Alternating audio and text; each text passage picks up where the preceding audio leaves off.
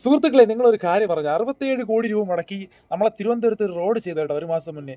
ഒരൊറ്റ മഴ പെയ്തപ്പോഴത്തേക്ക് ആ റോഡ് വെള്ളത്തിനടിയിലായിപ്പോയി കേട്ടോ. ആ നാട്ടുകാരൊക്കെ മുഴുവൻ ഇപ്പൊ ദുരിതത്തിലാണ്. ആ നാട്ടുകാരുടെ വീട്ടിനകത്ത് ഇപ്പൊ വെള്ളം കയറി തരുന്നത്. പണ്ട് റോഡ് മാത്രമേ പൊളിഞ്ഞു കിടന്നുണ്ടായിരുന്നു. വണ്ടി പോകാൻ വേണ്ടി മാത്രമേ ബുദ്ധിമുട്ടുണ്ടായിരുന്നുള്ളൂ.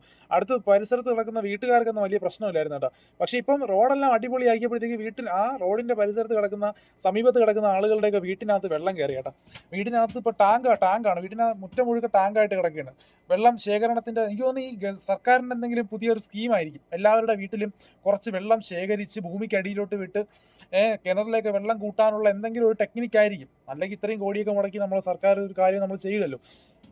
എനിക്കൊന്നും മനസ്സിലാവുന്നില്ല. നമ്മുടെ സിസ്റ്റത്തിന്റെ ഒരു ഫെയിലിയർ ഒന്ന് നിങ്ങളൊന്ന് ആലോചിച്ച് നോക്കണം. ഇത്രയും 67 കോടി രൂപയൊക്കെ മുടക്കി ഒരു റോഡ് ചെയ്യുന്ന സമയത്ത് ഈ എഞ്ചിനീയർമാരെന്നൊക്കെ പറഞ്ഞിട്ട് കുറെ ഒരു വഴുതണ വാഴകളൊക്കെ ഉണ്ടാവുമല്ലോ. ഇവന്മാർക്ക് ശരിക്കും എന്തായിരിക്കും പണി? ഒരു പഠനവും നടത്താതെ ഒരു പ്രോപ്പറായിട്ടൊരു ഓട പോലും ഡിസൈൻ ചെയ്യാൻ ഇവന്മാർക്ക് അറിയില്ലെങ്കിൽ ഈ ഈ ഇവന്മാരൊക്കെ എന്തിനാണ് ശരിക്കും വെച്ചുകൊണ്ടിരിക്കുന്നത്? ഈ ജനങ്ങളുടെ പൈസയ്ക്കൊന്നും ഒരു വിലയില്ലെന്ന് തോന്നുന്നു.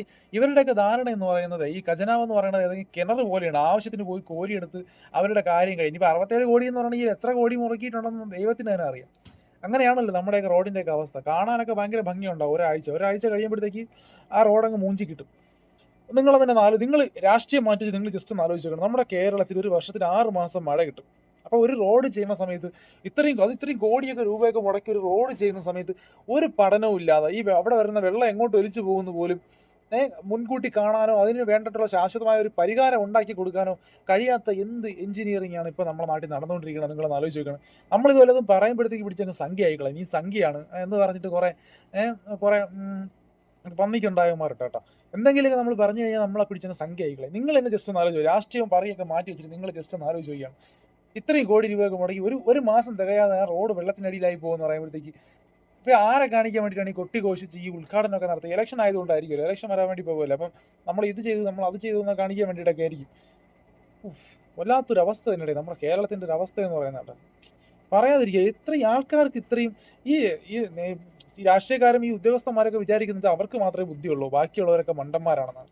ഈ 2026 നമ്മുടെ ലോകത്ത് നടക്കുന്ന എല്ലാ കാര്യങ്ങളും സ്മാർട്ട് ഫോണിൽ ഏത് പ്രായക്കാരും, അതായത് കൊച്ചുകുട്ടികൾ മുതൽ മുതിർന്നവരും വയസ്സായവരും 90 വയസ്സായവർ വരെ ലോകത്ത് നടക്കുന്ന എല്ലാ കാര്യങ്ങളും അവരുടെ സ്മാർട്ട് ഫോണിലൂടെ അറിഞ്ഞുകൊണ്ടിരിക്കുന്ന ഈ ഒരു കാലഘട്ടത്തിൽ ഇമാതിരിയുള്ള മൂഞ്ചിത്തരങ്ങൾ കാണിച്ചു വെച്ചിട്ട് അതിനെ ന്യായീകരിക്കാൻ വേണ്ടി കുറേ ആളുകൾ വരും. ആ കുഴപ്പം കൊണ്ടാണ്, ഈ കുഴപ്പം കൊണ്ടാണ്.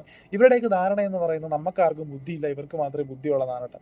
എന്തായാലും എൻ്റെ പോത്തൻകോട്ട് പുതിയൊരു ഫെസിലിറ്റി കൂടി ഉണ്ടാക്കിയിരിക്കുന്നു. കാരണം റോഡിലൂടെ മഴ വരുന്ന സമയത്ത് ബോട്ട് ഓടിക്കാം, മഴ ഇല്ലാത്ത സമയത്ത് ബസ് ഓടിക്കാം. എന്തായാലും നമ്മൾ പോത്തൻകോട്ടുകാർ നമ്മൾ വികസനത്തിന്റെ പാതയിലാണ്. നമ്മൾ പണ്ട് ആരോ പറഞ്ഞതുപോലെ മുകളിലൂടെ എന്തോന്ന് പോകുന്ന ട്രെയിൻ പോകുന്നു, കേരയിൽ പോകുന്നു, അതിൻ്റെ താഴത്തൂടെ വാട്ടർ മെട്രോ.